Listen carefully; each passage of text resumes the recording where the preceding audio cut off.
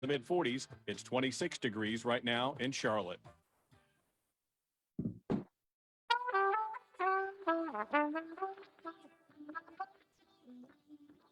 This is Charlotte Talks. I'm Mike Collins. Donald Trump's big lie that the 2020 presidential election was stolen, it was not, has led many Republican-controlled states to pass voting laws that would restrict access to the polls in ways that appear to make it more difficult for some to vote. At the same time these laws were being passed, the For the People Act and the John Lewis Voting Rights Act were making their way through Congress.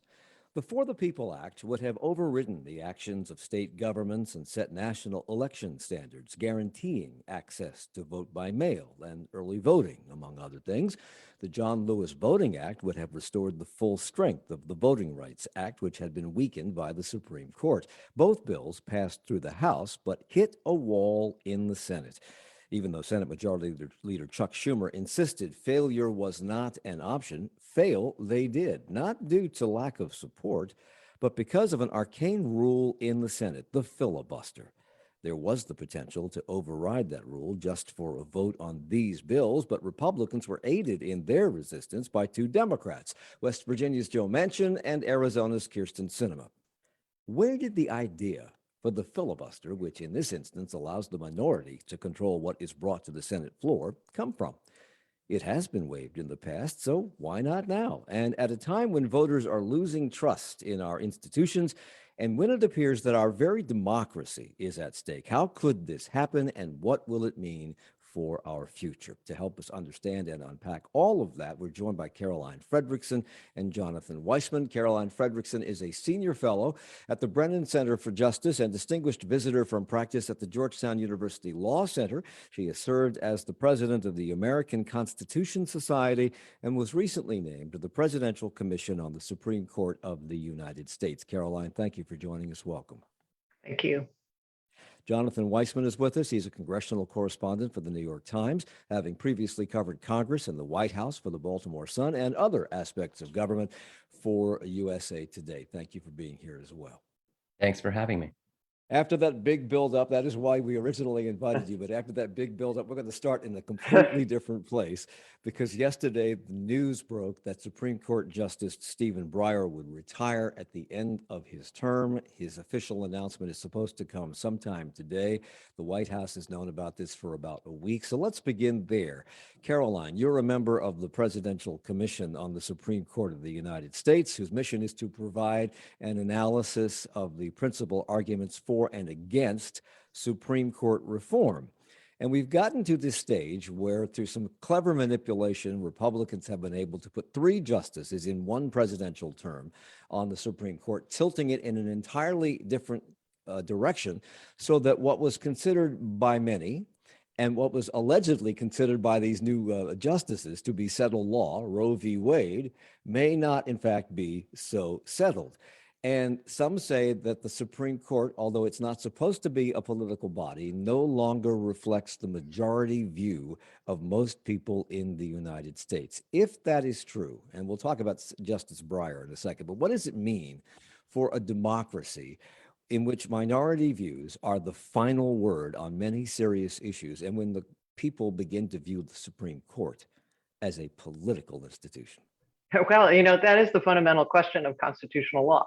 And I'm teaching constitutional law now and legislation, so it's an interesting contrast between the two classes. But the basic question is, how do you resolve what's called the counter-majoritarian difficulty? That is, you have this body, a Supreme Court that not elected. Our courts at the federal level are not elected, and yet they sit there in judgment on decisions of the popularly elected bodies. And so there is a tension in democracy. If you believe in judicial review, which is the ability of a court to make a decision about whether a law is how to interpret it or whether it's even constitutional, you confront this question right away. How this has been managed over time, well, it's been managed with difficulty, right? There's been a lot of back and forth around the court. I mean, there were protests against Earl Warren after the Brown v. Board decision, and the Warren court was very much under attack by conservatives.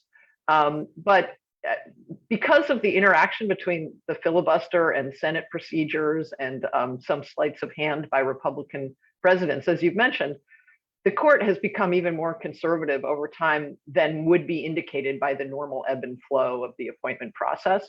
And right now, where you have a very large majority of the citizenry that supports, for example, a reproductive choice for women, the court seems to be rapidly moving in the other direction. And there are a whole number of other areas where the court has seemed really out of step with popular opinion. Again, the court's not supposed to reflect popular opinion directly because it's supposed to uphold the Constitution. But when it seems to have such a different point of view about the Constitution and what it means than the vast majority of the public, you start getting into a real tension about whether our democracy can survive that. But Jonathan, we have this swing in the court, and we also have this moment in our history in which Republicans seem to be actively and transparently trying to make elections come down on their side. And we have the situation which we're going to talk about later on in this program, where the filibuster, which allows the minority to essentially control what's brought to the Senate floor, where the minority is in charge of everything, and the minority is the minority for a reason. So what kind of a democracy do we have here if the minority controls at least two, and possibly in 2 years, 3 years, 3 branches of government?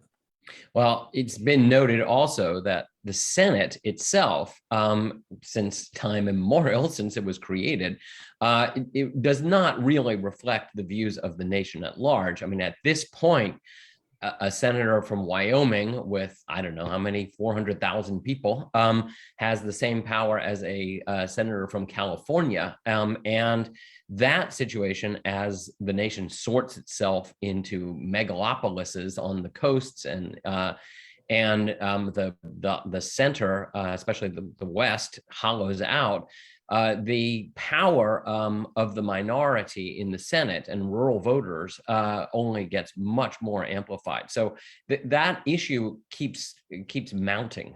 What kind of democracy do we have? And I think that, let's see how the election unfolds in 2022. We're already starting to see in the primary.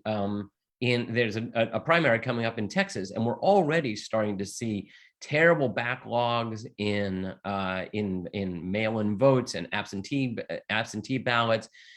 Republicans keep saying that Democrats are way overstating the impediments to the ballot box.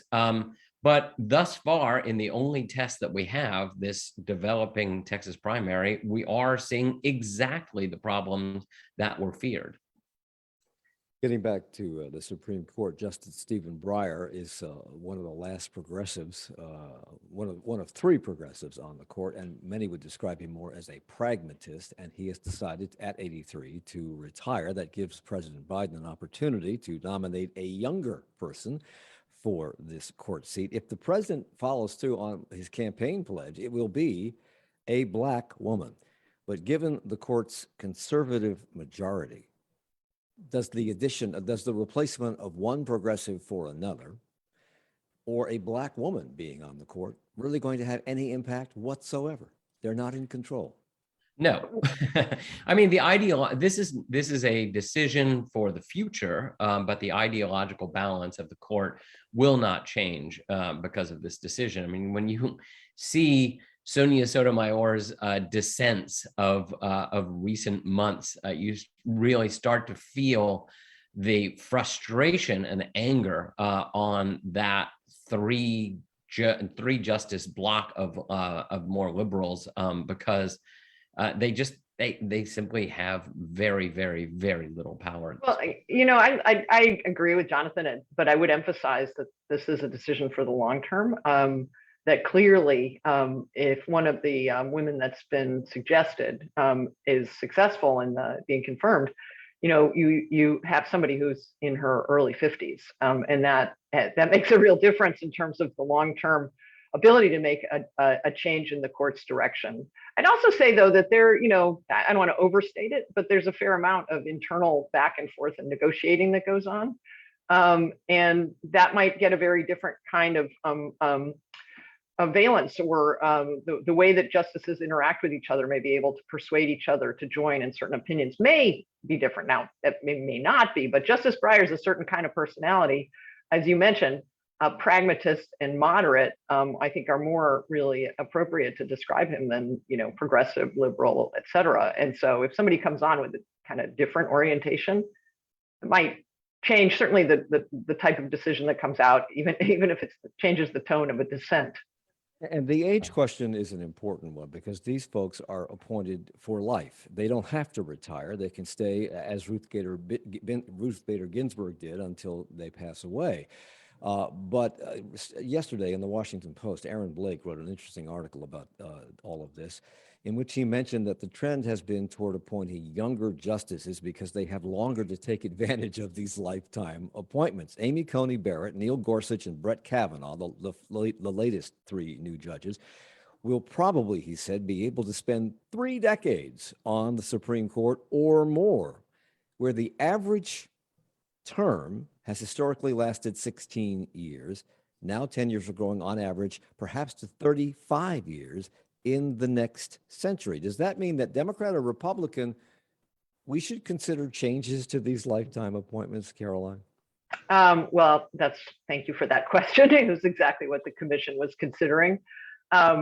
It is historically very out of step. And I think this maybe comes back to your original question about how far the court is out of step with the public, because when you get these incredibly lengthy terms and you have somebody who was appointed 30 years before, it locks in a point of view and an orientation towards legal questions that may not be reflective of contemporary understandings of the Constitution. And so that is another tension that produces a harm or undermines democracy and the whole idea that we have judicial review in the system. But one of the reforms that the commission considered was the idea of term limits. I have to say I'm a proponent. The commission was not allowed to say we like or don't like. We were only allowed to say, here are the arguments for and here are the arguments against. Now, that being said, I think term limits are important reform. We're completely out of step with the world, even with our own state Supreme Courts and having a Supreme Court where people serve for, the term is under good behavior, but it's been interpreted generally as for life. But nowhere else in the world do they do this. And even on our states, I think only Rhode Island has this system. So now I'll turn it over to Jonathan, but just to say one other thing, I don't think this is where a reform that's sufficient for many people who think that the court is too out of step right now. It's too far away from what the general understanding of the Constitution is and way to the right of where it should be. And therefore we need other reforms that will address that. This is a long-term good government kind of reform, but it's not really the one that speaks to the moment. Jonathan. Yeah, I was struck by the commission's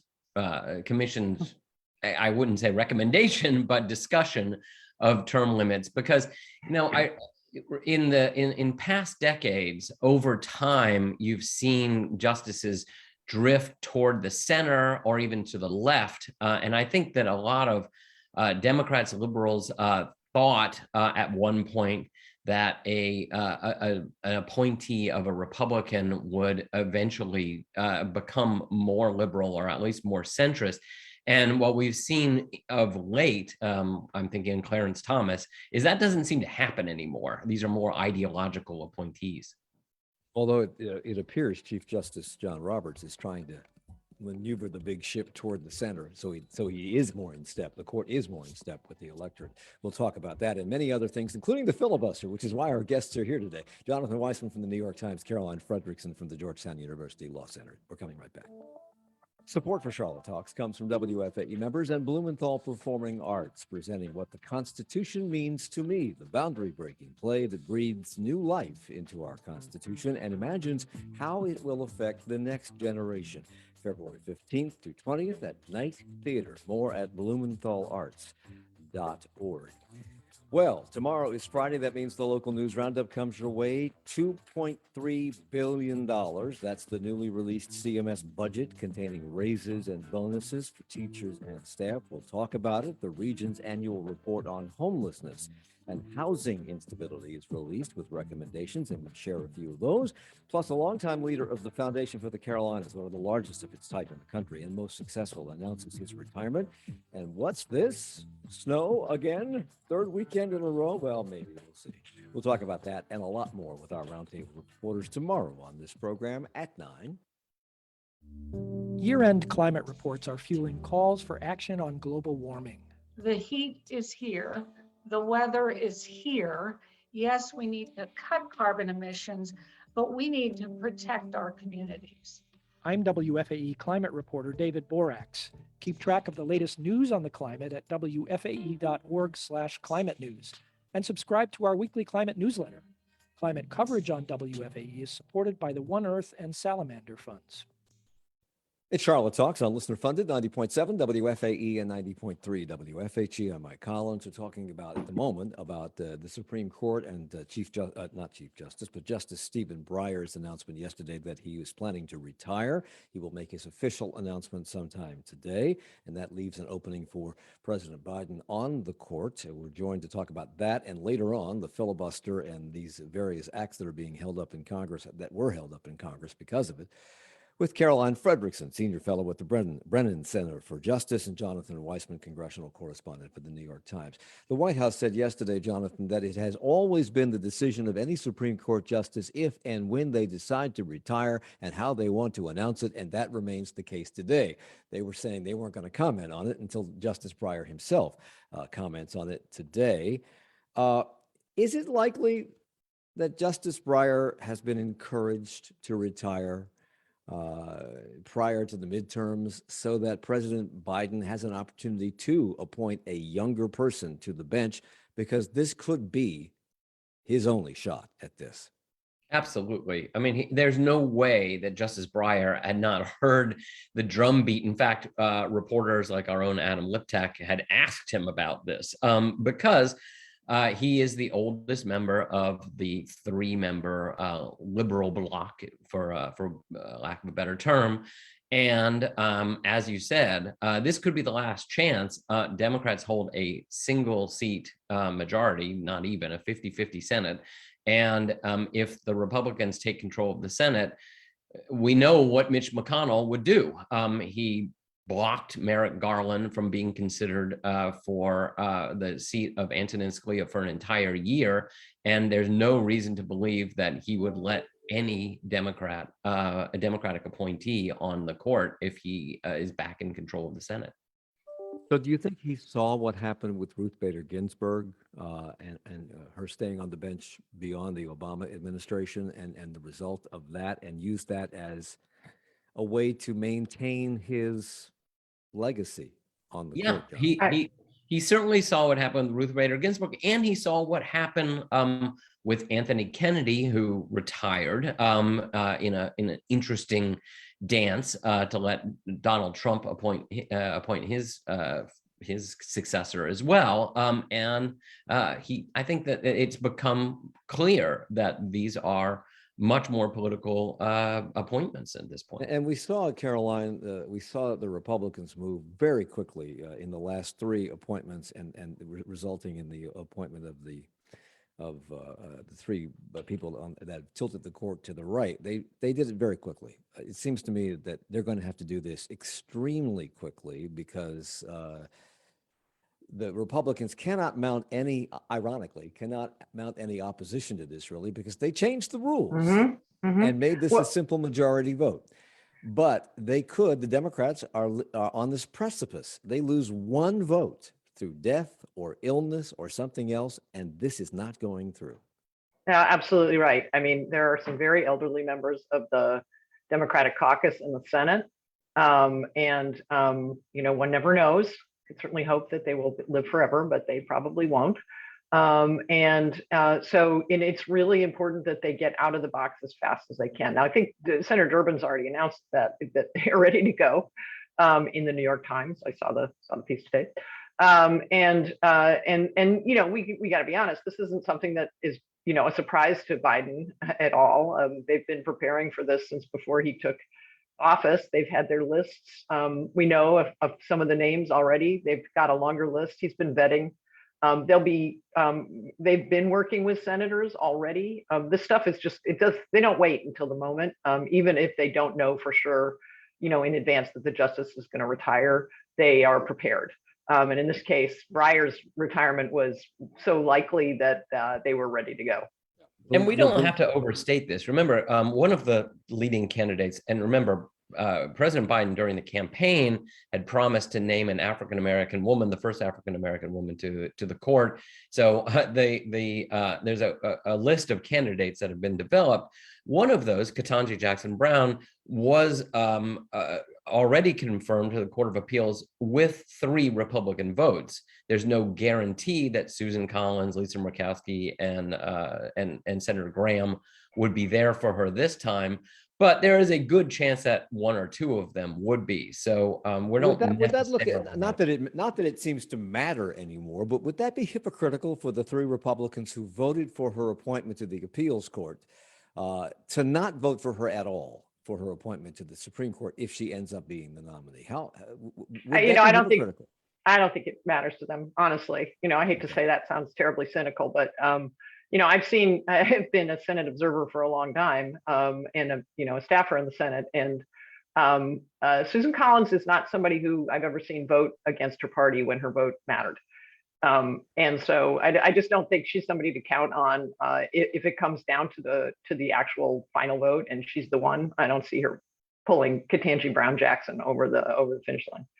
Another name that's been floated is that of South Carolina U.S. District Court Judge J. Michelle Childs, who has the support of House Majority Whip James Clyburn, who helped get Joe Biden elected, and the people of South Carolina gave him their primary votes, which got him into the front runner's seat in the last election. Does that move her up in the list of possible replacements, Jonathan? Absolutely. I mean, Representative Clyburn has in the couple of years since he basically buoyed President Biden's nomination for the presidency, has been very uninhibited in using that influence. I am sure that his choice for the court will be considered. That doesn't necessarily mean she will get it at all, but there's no way that the White House can just snub Representative Clyburn. I'd say there's another interesting thing about this is that whereas I think Ketanji Brown Jackson obviously has a recent confirmation, her stellar resume and so forth, but Clyburn's nominee. The interesting thing is that you have a different background, right? And to the extent that Biden wants to emphasize this kind of working class roots, Childs comes out of a very different background. She didn't go to an Ivy League law school, and she served on a state Supreme Court. And South Carolina, that does raise a question on Lindsey Graham. Where will he go? Again, I wouldn't put my money on him. But still, it changes the stakes a little bit for his calculation. And I think it makes the nomination discussion somewhat different than if it was Ketanji Brown Jackson. Well, we'll see what happens in the next several days, because I'm sure all this will start happening very quickly once the Justice Breyer makes his official announcement later on today. But let's move on to the topics that we initially invited you to be with us on this program for, and that is a discussion about the filibuster and about these various voting rights acts, et cetera.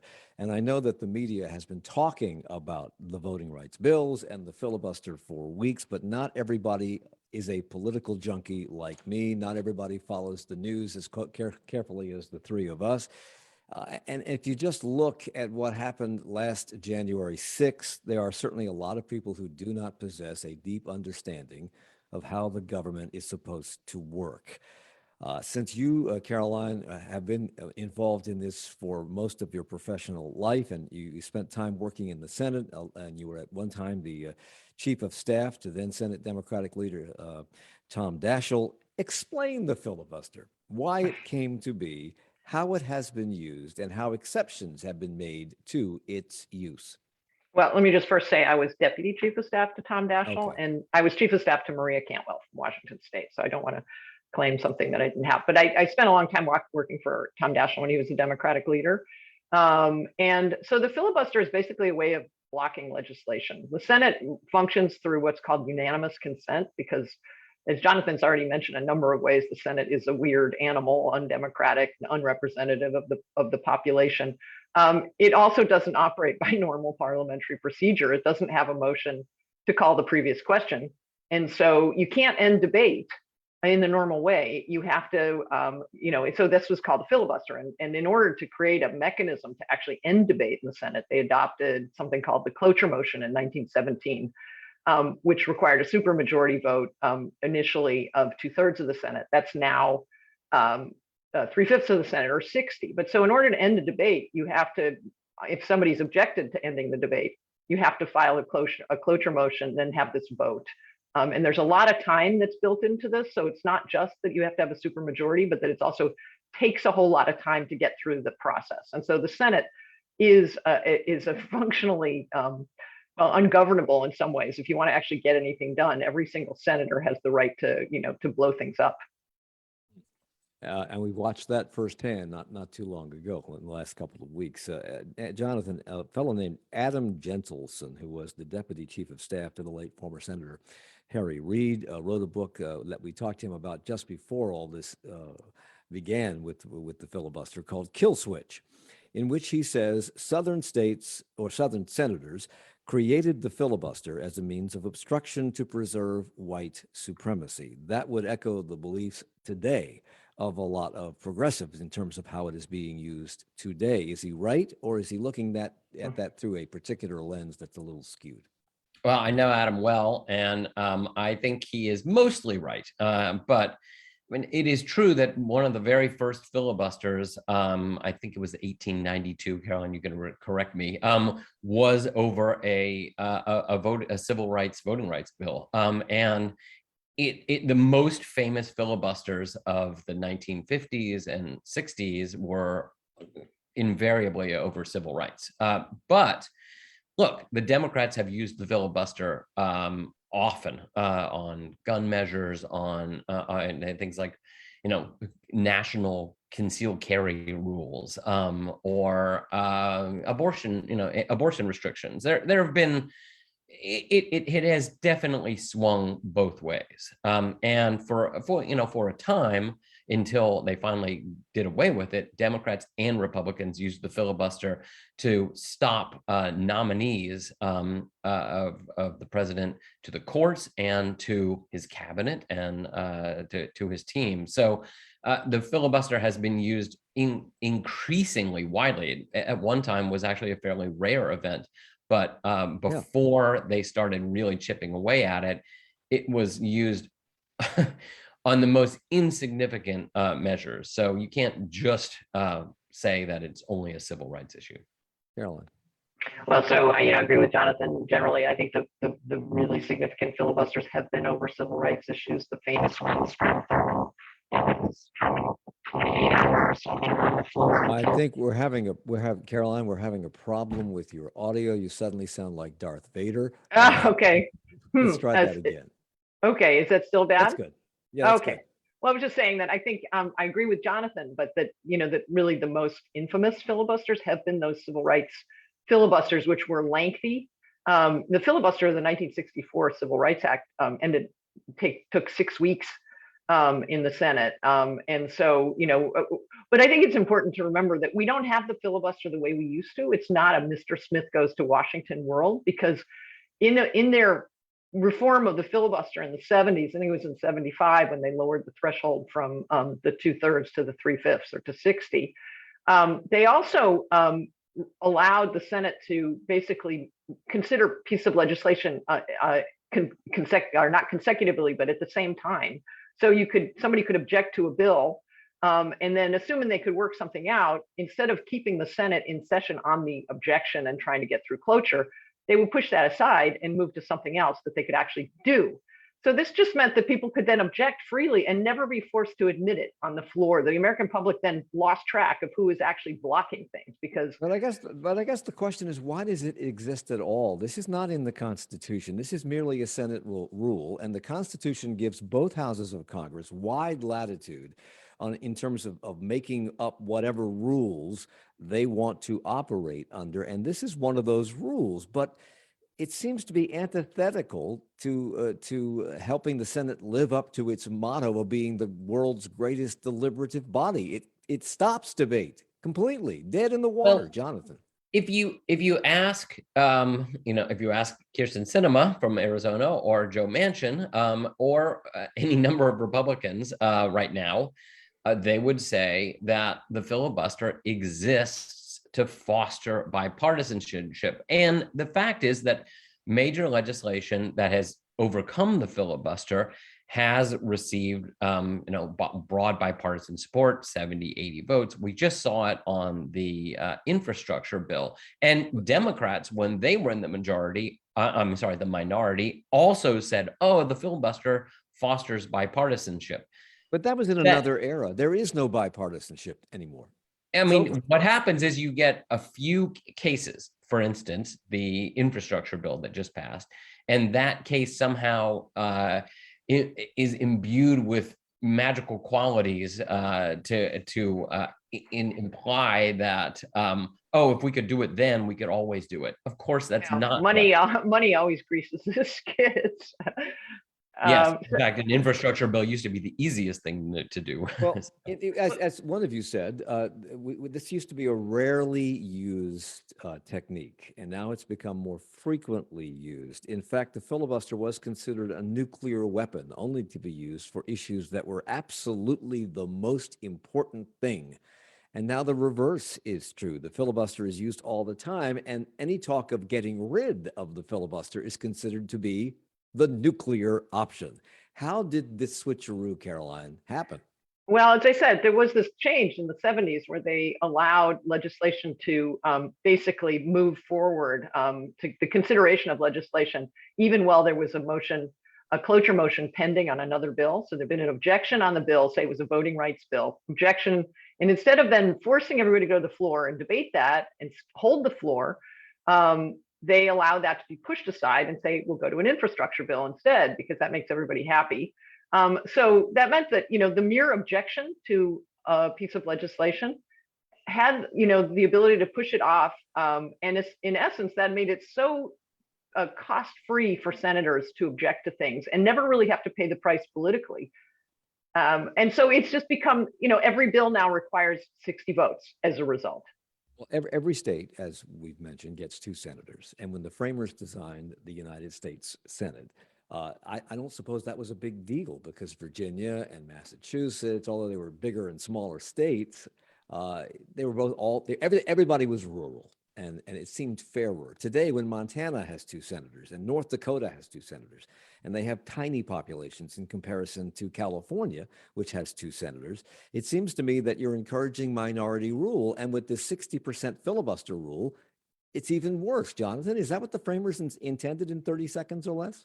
Well, I actually think that the framers somewhat did. Remember, this was the great compromise, and this was the fight between southern states, which were more rural, and northern states. Northern states wanted it to be based on population. Southern states wanted to be just allotted to the states, and they came up with this great compromise in which there would be 2 chambers. So, in fact, the founders did envision this. It's just gotten a lot worse than they could have imagined. Jonathan Weissman, congressional correspondent for the New York Times. He's here along with Caroline Frederickson, senior fellow at the Brennan Center for Justice and the Georgetown University Law Center. We're coming right back. It's Charlotte Talks on WFAE. Support for Charlotte Talks comes from WFAE members and the Original Mattress Factory, with factory direct, locally made mattresses and box springs selling to the Charlotte area. More information at originalmattress.com. For more than 80 years, the Washington football team sported a name that Native Americans deemed offensive. They are one of several sports teams reckoning with the long history of discrimination against Native Americans in their imagery and language. Now that same movement is set to take on a new word, squaw. Even though indigenous women have widely accepted it to be demeaning, and Interior Secretary Deb Haaland officially designated the term as derogatory, more than 650 places in the U.S. still use the term in their name. How did this word become so prevalent in American geography, and who gets to rename a place? That's the topic coming up 20 minutes at 10 o'clock on 1A, and we'll continue our conversation in 30 seconds. If more exercise is at the top of your list this year, WFAE's Charlotte Walks will keep you moving. Run, walk, cycle, or roll in our virtual step challenge, now through February 6th. Registration and information at WFAE.org.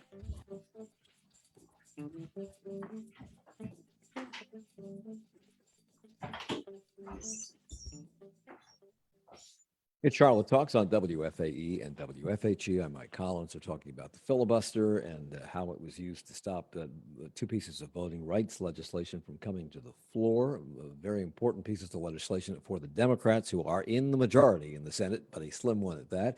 And we're talking about it with Caroline Fredrickson, Senior Fellow at the Brennan Center for Justice, and Jonathan Weissman, Congressional Correspondent for the New York Times. The filibuster was used this time to stop voting rights legislation from going through the Senate. And Caroline, according to the Brennan Center, Republican legislators have introduced more than 400 bills in 48 states to restrict the vote. 33 bills in 19 states have become law. And the Brennan Center characterizes this as, quote, the most concerted attempt to roll back voting rights since the Jim Crow era. So alarmingly, surprisingly, in the course of doing this program, I have discovered that there are a lot of people who don't know what we're talking about when we talk about Jim Crow. So remind us of what voting was like in the Jim Crow era for African Americans. Well, that's quite a question. I think it is unfortunate returning to us, but it is the idea of in the southern states, all sorts of restrictions that were put in place to make it impossible for Black people to participate in the voting process. So even though, after the Civil War, we adopted the Reconstruction Amendments, including the 15th Amendment, which enshrined the right to vote, or said that there cannot be discrimination on the basis of race in voting. The southern states then all turned around to start adopting a variety of mechanisms like literacy tests and poll taxes. And there were also efforts to make it hard to get to a polling place.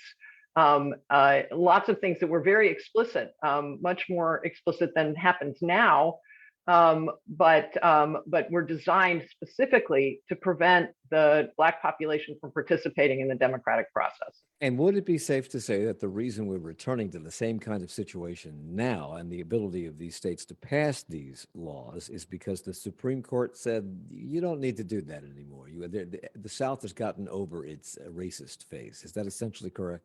Right. Well, that's exactly what Chief Justice Roberts said in the Shelby County decision, which, I have to say, North Carolina had a bill on the shelf that had been basically found unacceptable by the court system under the Voting Rights Act right before the Shelby County decision was issued.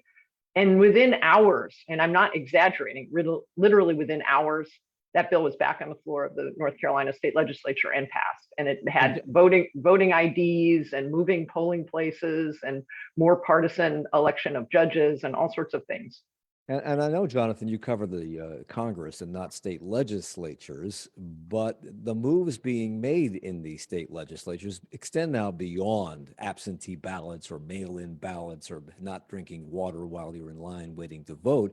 They're actually working on putting in place people at the elections boards and commissions who have campaigned on the big lie and who have essentially said, if I had been in place, I would have changed the slate of electors to favor Donald Trump. And that's what I will do this time around if I'm elected to this position. So this seems to make democracy, as we have known it, at stake.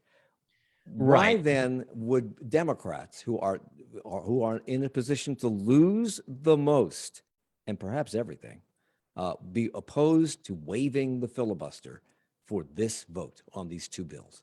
I mean, the appeal to Senator Manchin and Senator Sinema was just that. Look, we're going to create a carve out for voting rights because voting rights and election administration, what you're talking about, are fundamental structural issues for the democracy. These are not legislation. It's not about bipartisanship. This is about saving our democracy.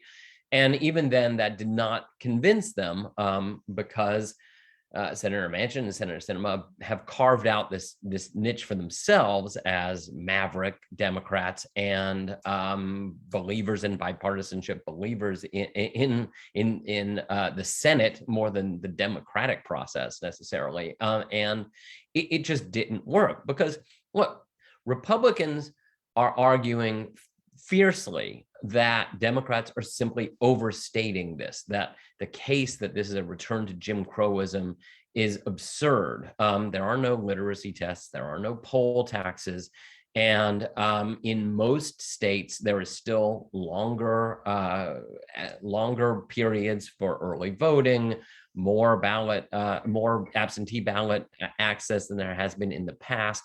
And what they would say is that what we are seeing in these new state laws is kind of a response to the very open access to early voting and absentee ballots and mail-in ballots that we saw in 2020 because of the pandemic. And they would say that they're actually improving credibility of elections with their voters because their voters thought that states had gone too far with early voting, absentee voting, mail-in voting during the pandemic. Caroline, one of these pieces of blocked legislation, the John Lewis Voting Rights Act, would have restored the full strength of the Voting Rights Act, which was neutered kind of by the Supreme Court. And it was named after the late John Lewis, a legendary civil rights leader and member of Congress who died just months ago. What does it say about Democrats? Well, hold on. What does it say what does it say about Democrats that a bill with an iconic civil rights leader, congressman's name attached to it, will not get a hearing? Well, I say I'm crushed by it. It's just so disappointing and distressing.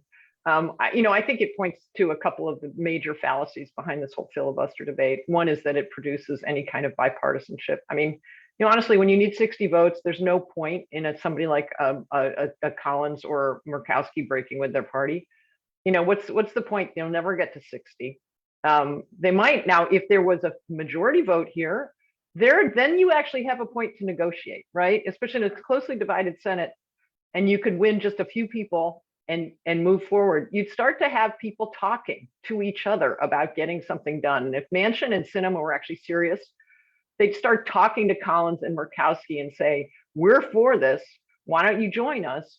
We'll talk about how to massage it a bit." Instead, it's all or nothing. And the other thing is, I think, Jonathan, we were talking about this earlier about sort of the creation of the Senate. Well, the other thing is, let's face it, the Constitution itself is designed against supermajorities in the sense that where they're explicit. We have them for passing constitutional amendments. There are very specific circumstances for a supermajority vote, and many constitutional scholars think that implicitly, therefore, if it's not there, it's meant to be a majority vote. And doesn't mean the filibuster is necessarily unconstitutional, because as we've talked about, the Senate has the ability to create its own rules under the Constitution. But still, there is no argument in favor of a supermajority requirement on top of everything else, on top of the anti-democratic nature of the Senate to start with. And I think Sinema and Manchin are just being completely disingenuous about their arguments in favor of keeping the filibuster. Jonathan, the other act that failed to pass and even failed to get a hearing was the For the People Act, which, as I said at the beginning of this program, would have set some national election standards.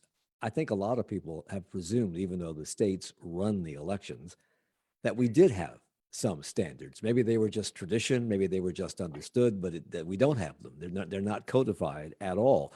And Republicans have positioned these democratic attempts to institute these standards as attempting a national takeover of elections. Is that what this is? That was certainly the line that was repeated ad nauseum during a day-long debate on the Senate floor. The nationalization of the election is kind of code. States' rights has always been used on these kind of controversial issues. we do not have national standards, and those standards would have to be shifted. As as the Republicans noted time and time again, some states, like some Democratic states like New York, have some of the most restrictive rules on early voting and absentee voting, and they have simply not really responded either. So setting up national standards would actually cut both ways for Democratic states and Republican states. And the idea here was, as you said, to have a certain number, a floor, a certain number of early voting days, certain rules around mail-in ballots, and certain rules around voter ID, among many, many other things. So there are these diametrically opposed points of view regarding what's going on in the states with regard to voting rules. But then you have the situation, Caroline, where they are putting these people in place who may or may not decide, well, that's not a result of an election that I want, so I'm going to send a different slate of electors to Washington to be part of the Electoral College in the next presidential election. Would that or any of these rules changes be subject to a ruling by the Supreme Court, or in the absence of any national standards, would they just say, well, there's no rule on this, so you can do whatever you want to? Well, it's a very thorny area of the law. There's a whole debate about, the issue of having commissions to deal with apportionment and redistricting,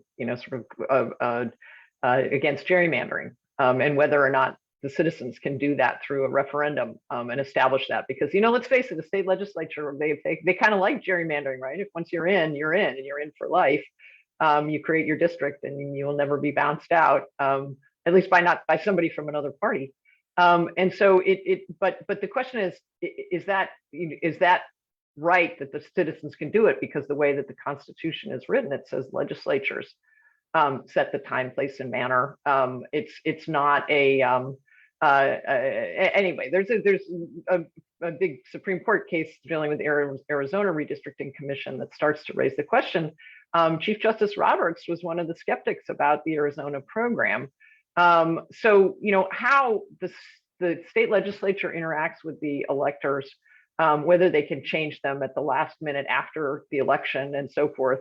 I don't think they should be able to, but I can't say that that's necessarily definitively decided under constitutional law. And with the Supreme Court, everything that's decided may yet be undecided. And remember, there are traditionally two ways to rig an election. There's the cast and the count. And actually, the For the People Act that you referred to kind of got at both the cast and the count. Well, there is an effort right now, a bipartisan effort in the Senate to address the count. There is a very large group of senators now working on reforming what's called the Electoral Count Act, which is the law from the 1870s that set up the system of counting electoral votes that Donald Trump tried to manipulate to steal the election. That has a lot of momentum. And in the debate over how to change the Electoral Count Act, a lot of Democrats are now pushing changes to election administration, the count, that are starting to get some support from the Republicans. For instance, setting federal laws against intimidating or harassing election officials, setting a rule that you cannot replace a nonpartisan election official without cause. Things like that. And I actually feel like there is a chance that this issue can reemerge later this year around the Election Administration and Electoral Count Act.